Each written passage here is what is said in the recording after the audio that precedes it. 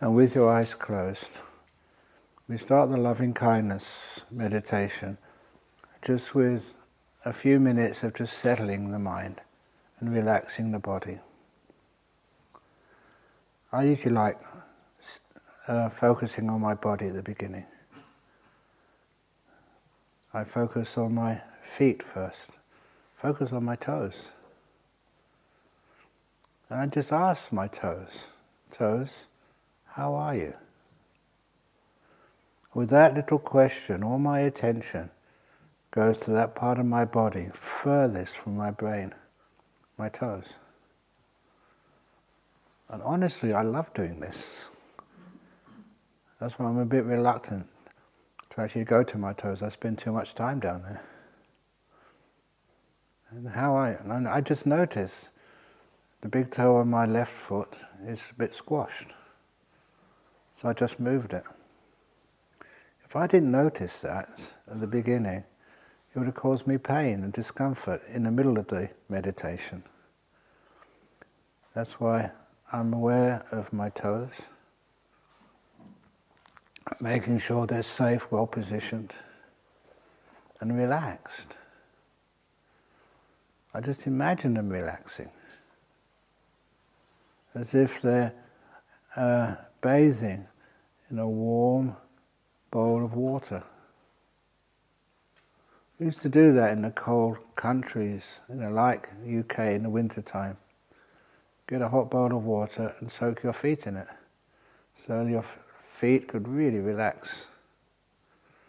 They felt like they were relaxing. There was no tightness on them. And now you can just do that just by suggesting it, and the toes follow that suggestion. And they expand and get loose. There's no tightness in them at all. And I move my attention from the toes to the rest of the feet, making sure everything gets fully relaxed, as relaxed as I possibly can. I'm not afraid of moving. There are slight adjustments of my posture, because I know that I'm observing this. It's not a sudden movement, and it hardly disturbs my awareness and my kindness at all.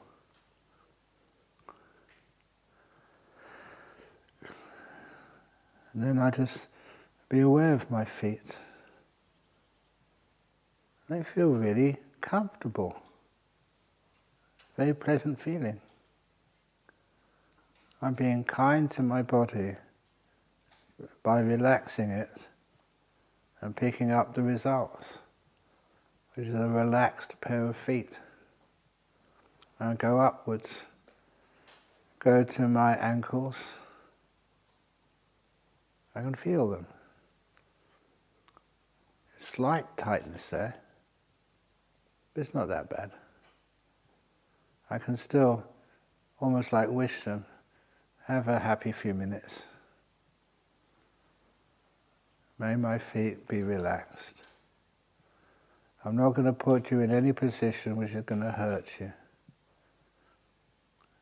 I'm trying to allow you to get as comfortable as is possible. And then my ankles feel at ease.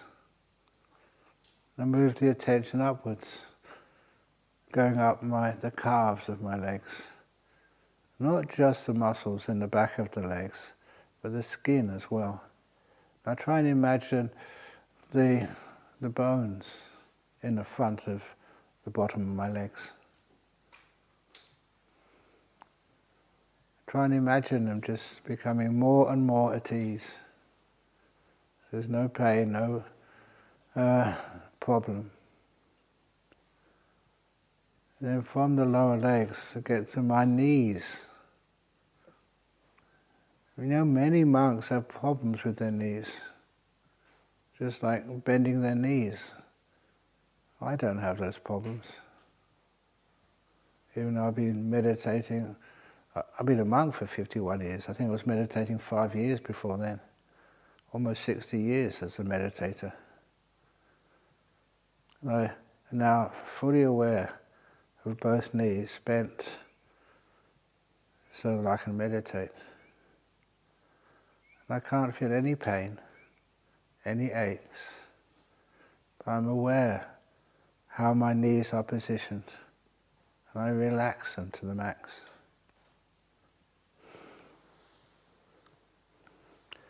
By relaxing them, sometimes you imagine them expanding so much there's no blockage. Whether it's the blood or the lymph or whatever else flows through those knees, they flow through them freely. No restriction.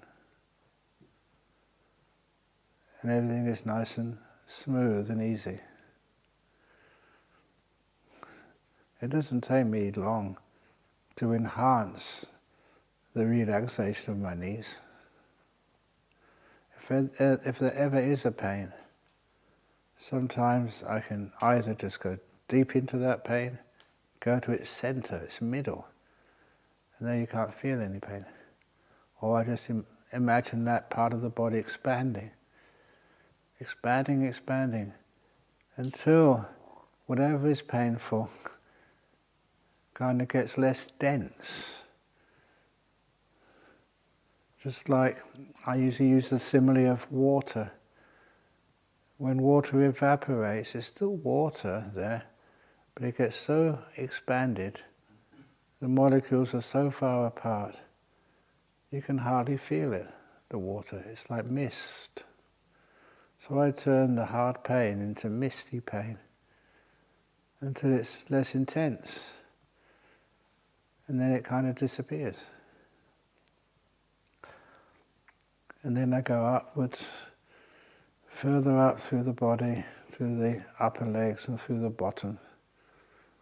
And I always notice at the bottom it teaches me some insight. When I first notice it, it's always, you can't just wish that feeling of pressure on your butt away. You just try and keep it balanced. And so the feeling in the bottom doesn't change. Because it doesn't change, after a while the brain just gets used to it and doesn't bother with it anymore. The feeling disappears. After a few minutes of meditating, I can't even feel my butt. From my bottom, I go further up to the waist. And a lot of time at this point, I just straighten up my back. There was a time when I had a very bad back injury. For about 6 months I was bent over. I remembered, she was our treasurer at the time, and also a homeopath. She said, "Ajahn Brahm, stop overreacting, straighten up." I said, "I can't." It took a bit of exercise, but after a while it disappeared. But it got me learning to know my back. Now I can feel that back, and I just put it in a position. I said, bend this way, bend that way, until I find the optimum position for my body to meditate. And sometimes I also go up my inside, up my digestive tracts. I don't know what's what, but as I scan my attention upwards with kindness, if I find anything there which is not calmed down and peaceful, I give it loving kindness. Little intestine, may you be happy, well, free. So there's no pressure on you at all. And as I go up, I eventually get to my stomach. And for years I've been learning how to give kindness to my stomach. You soon learn how to relax it. And I go further up to my lungs. Even when it's hay fever season, I often begin with gratitude. Thank you, lungs. I'm kind to them. When they relax, you don't get so many symptoms of hay fever. Go to my heart region. And as usual, I spend so much time on this when I should be doing something else, but I really enjoy it. I find it very useful. I go up to my shoulders to relax them. I imagine that there's two strands of connected strings, one going from the top of my back down my shoulder blades on the left side and the right side. I compare them to guitar strings. When those strings are very tight, even a small thing hits them, bing, they make a high-pitched sound. So I imagine just loosening the tension on both sets of strings until when something strikes it, boom, it's low pitch and you can hardly hear it. Relax them even more. And then there's no aches or pains at all. And you know what relaxation feels like and what tension feels like.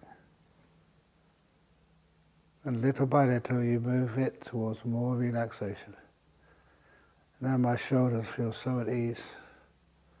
I continue sweeping my attention down my arms, past my elbows, to my forearms, eventually to my hands, my fingers. How I do with my fingers, I ask them, fingers, how are you?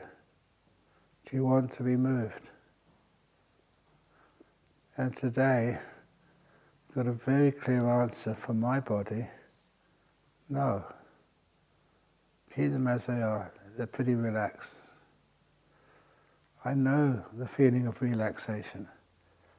I know my fingers are relaxed. Oh. Then I go back up to my shoulders.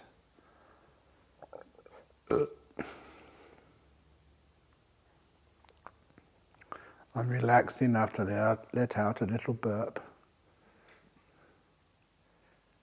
And I feel how those areas where a burp can be felt, how they are. I know that was just caused by relaxation which needed to happen. I go up to my head. I usually move my head to the left and right, up and down, till I get the optimum place for my head. A place which feels comfortable. And then I start observing any feelings in the front of my face, around my eyes, nose or mouth. Because I've observed that so many times over so many years, I know what is overly tense, what is overly relaxed. I know what the middle path is just by experience. So I make sure the muscles around the eyes, make the eyes closed, but not closed down tightly. And the mouth closed, but not screwed down tight. The minimum effort to get the maximum results. And lastly, I look at my whole body sitting here. And if I can find any part which needs extra relaxation, I'll give it straight away. I listen to my body. I learn from it. I'm kind to it. The first part of loving kindness should be directed to your own body.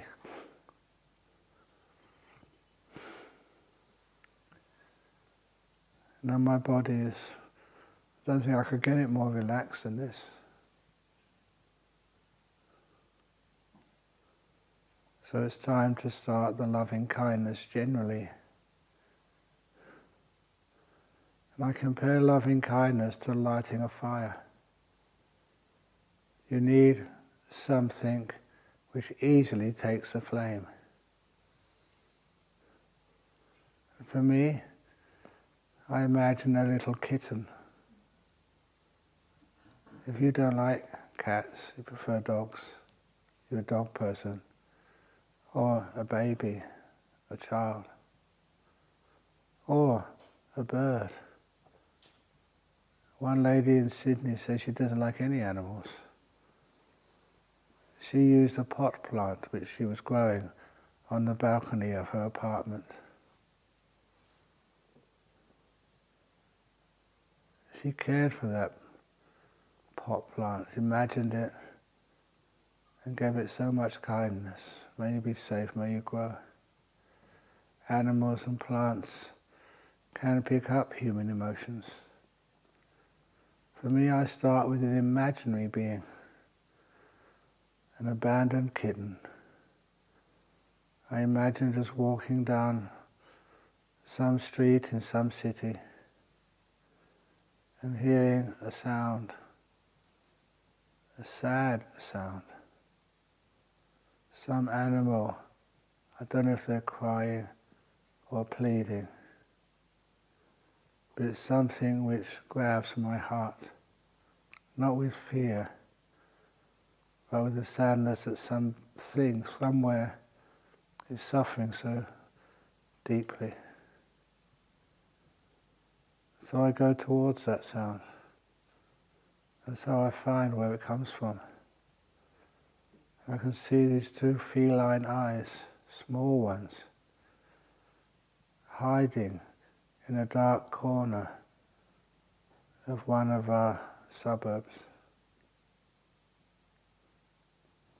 When I see and hear from its cries how much pain it is in, I can't resist. We're going even closer and starting up this compassion and loving kindness and just spreading it towards this being. I don't know who you are, where you are, why you're like this, but please know there's a monk, a human being. I do have kindness and resources. Little being, whoever you are, please don't be afraid. I want to care for you, protect you, feed you, wash you, give you a safe place to rest and heal. I'm a monk, I can do that. Dear little being, honestly, the door of my heart is open to you. And as I spread these thoughts in the direction of these two hurt eyes, the little head comes out from the corner. I can see more detail. I realize it's a cat. It's a little kitten. That's what it looks like for me. And that means I give even more kindness. I can't help it. I imagine this little being, what it's been through. Somehow it's lost its mum. It's alone. A being of that size doesn't know how to survive. It's gone looking for food. It's got scratched and bitten and chased away. Alone in this world. Not strong or powerful enough to survive. I can find a little space for you, little kitten. And as I give it this loving kindness, I realize any sudden movements will scare it away. So I'm very soft.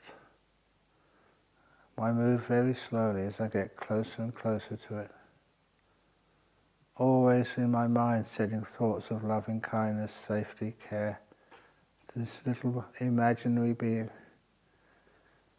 And as I get closer, and it moves its head out from the dark corner, it allows me to very slowly extend my hand towards this scared, frightened, hungry, hurt being. Can you imagine what it's like being alone in this world? no friends, no resources. And sometimes the world can be so hard on you. You haven't done anything wrong. It's just that people would rather chase you away than help. Not me. And as I get even closer to this being, you can see all the scabs of blood on its fur. Usually the cats are the cleanest of beings. This one is all dirty, scabby.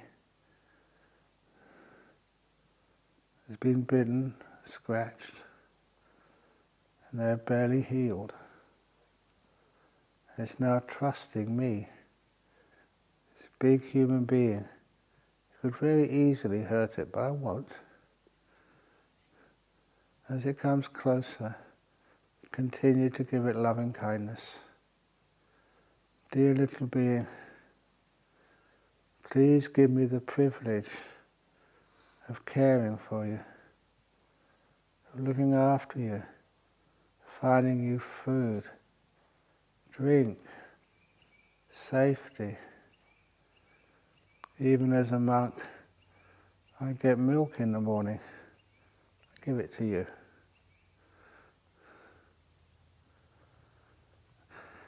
You feel this little abandoned kitten is trusting you. So I pick it up so gently. It lets me, which is a miracle. And I can feel its bones. There's hardly any flesh on that little kitten. I don't know if it's eaten for days. As I pick it up, it lets me. I'm so ultra-sensitive. The last thing I want to do is to hurt you. So I do it as soft as possible. Pick it up and bring it to my chest. Then I hear the amazing sound. That little kitten is purring. Maybe for the first time in its life.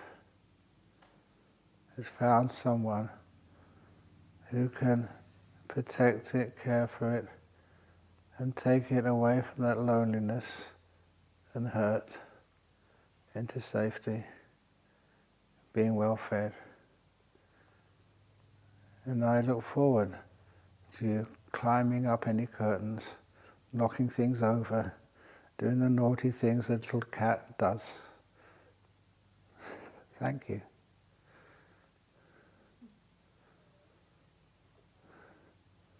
And then the cat falls asleep in my arms. It knows it's got a safe future. I'll be its surrogate mother cat.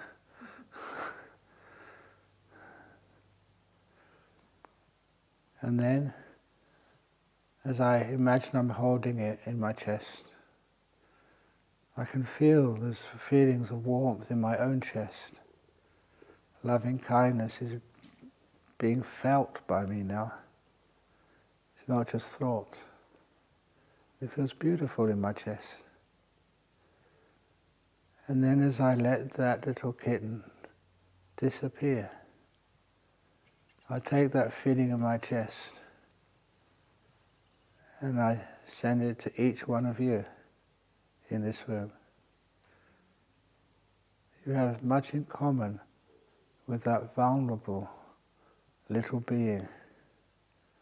You hurt many times in life. Sometimes you don't show it, but life can be quite hard and cruel and disappointing. The door of my heart is very wide right now. Please come in. I care for you. Each one of you, no matter who you are. And you do the same to me and everybody else here. As you have these feelings of loving kindness, hopefully by now, you can actually sense them, feel them in your chest. Above your heart, going through your skin. My skin above my heart is tingling now. as I send these feelings of loving kindness towards each one of you, no exception. May each one of you be at peace and feel the power of that peace. May each one of you receive my kindness. May that kindle your kindness. You can feel that beautiful energy. It's energy. It's not that hard to know it, feel it. Send it to your own body first of all. Right up to your head, down to the toes of your feet, out to every fingertip, right throughout all of your body, up and down, healing, empowering, caring. May any diseases you've had be healed. Any weaknesses in your body, may they vanish. It works. I've seen it work. May I be healthy and happy. May my body be at peace, so I may serve others and others serve me. It is beautiful loving kindness going up and down your body to the people sitting next to you, to all the people in this room. You start to be able to feel that quite easily. It's great fun, joyful. And soon the energy gets so strong, it goes through the doors, the walls and the windows.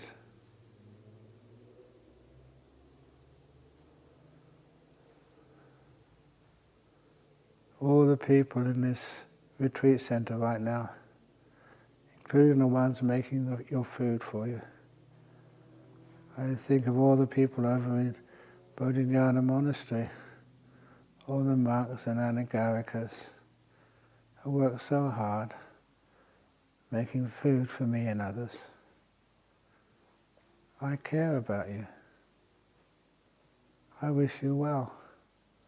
If there's some meditation teaching I can give to actually bring you one step closer to enlightenment, that makes me happy, let alone you. And so that loving kindness gets even stronger. It's like rays of light are coming out of your body, healing, helping, serving. So I imagine them going further, obviously down to Jhana Grove, on the other direction up to Carnet Prison Farm. All these people who are suffering because of something they did, which got them into big trouble. They're not bad people. They're human beings. They're all the beings in Carnet Prison Farm. All the animals which crawl on the ground between here and there, or underneath the ground, or above the ground, flying in the trees. We're all beings in this local area. I mean this. May they all feel peace in their hearts, health in their bodies, and have the freedom, no fear, to find fun in today. And I spread that loving kindness even further, going upwards into Perth, a big city, downwards to Pinjarra, Bunbury, Mandurah, in all directions. I imagine this golden energy spreading over to the very north of Perth, over to the very south of Western Australia, over to the east, to the towns of Sydney and Melbourne, or Adelaide too, and all the places in between. I cover the land with this golden energy, healing, taking away fear, taking away loneliness. May all beings in this country, may they all be at peace. May they all relax to the max, so healing and happiness can flourish within them.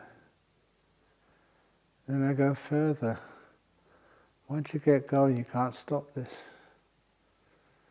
Spending this loving kindness energy even further north, way past Australia into Indonesia. And Malaysia, Singapore. It keeps on going further and further north. There are many people here from Vietnam or from Korea.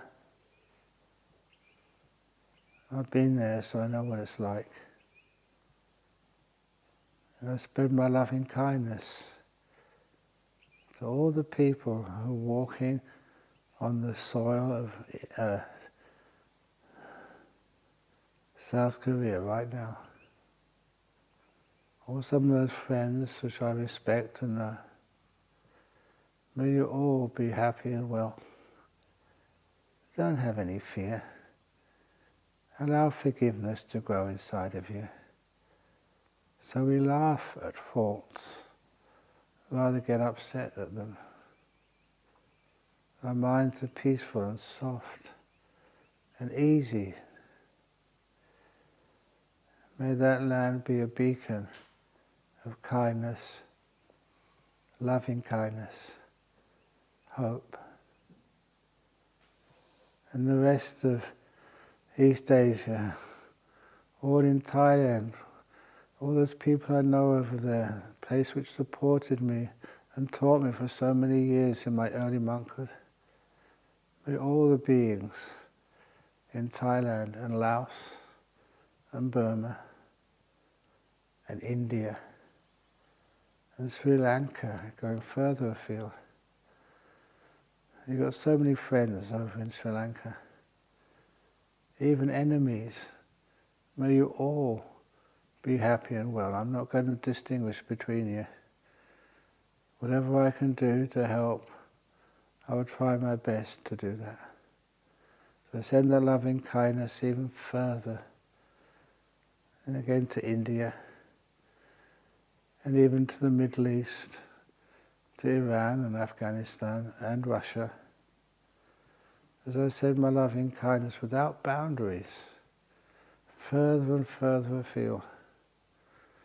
As it goes down to South Africa and all those nations between the southern points of Africa and the northern points, to the Mediterranean, again to the Middle East. I give a special boost to that Middle East, which have been through so many wars. Then over to Europe. Many of you come from there.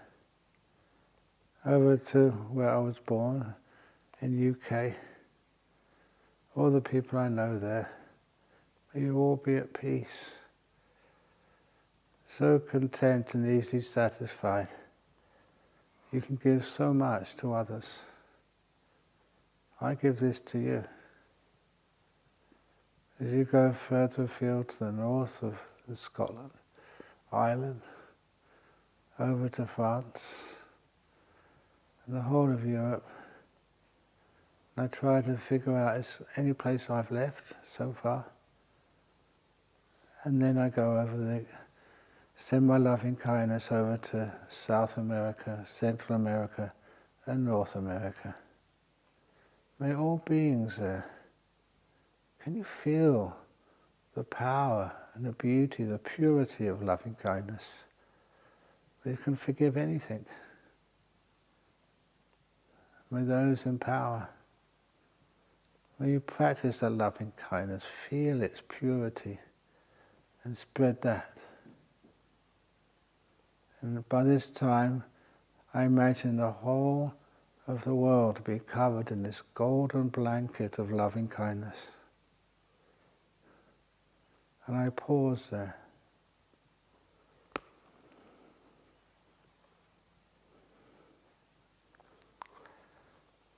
And when I pause, I realize there's one place I have left out. That's me. Now imagine yourself as if you're looking at an image of yourself in a full-length mirror. Just you and the image in that mirror. Spread that loving kindness to oneself. May I be happy and well. May I relax enough to feel the power of that loving kindness give me health and prosperity. May I be happy and well to feel this amazing safety. You can meditate and not fear anything at all with loving kindness. May I bathe in the energy of warmth, acceptance, non-judgment. As you feel the peace of that loving kindness. And then you imagine having spread this loving kindness over the whole world, including you. Draw that energy back, like you're allowing that light to recede, but keeping the warmth out there, the warmth of the love which you've given. Let it stay at its destination, but the light you imagine shrinking back into Australia. From Australia shrinking back into the town of Serpentine. The Serpentine shrinking back into Jhana Grove Retreat Center. Shrinking back into the meditation hall. And then shrinking into your body. This concentrated ball of loving kindness. Shrinking back into your heart. And imagine your heart like a lotus flower, fully open. And you close that lotus flower over the loving kindness. The only thing fit to preserve it, to keep it inside of you, to be opened again at the next occasion. I'm now going to give a short blessing chant for you all. Nati me saranang anyang, Buddho me saranang varang, etena satchawajena, sotite hotu sabada, Nati me saranang anyang, Dhammo me saranang varang, etena satchawajena, sotite hotu sabada, Nati me saranang anyang, Sangho me saranang varang, etena satchawajena, sotite hotu sabada.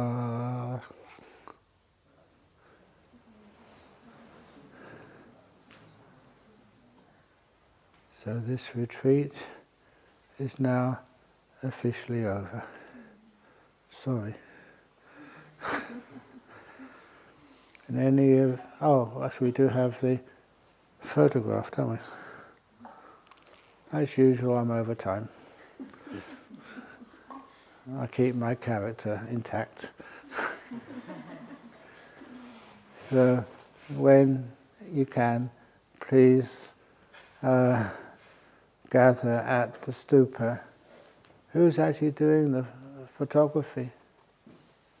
Okay. Who? Okay. So if you can please, as soon as possible, just put your things in order. We can go outside for the photograph.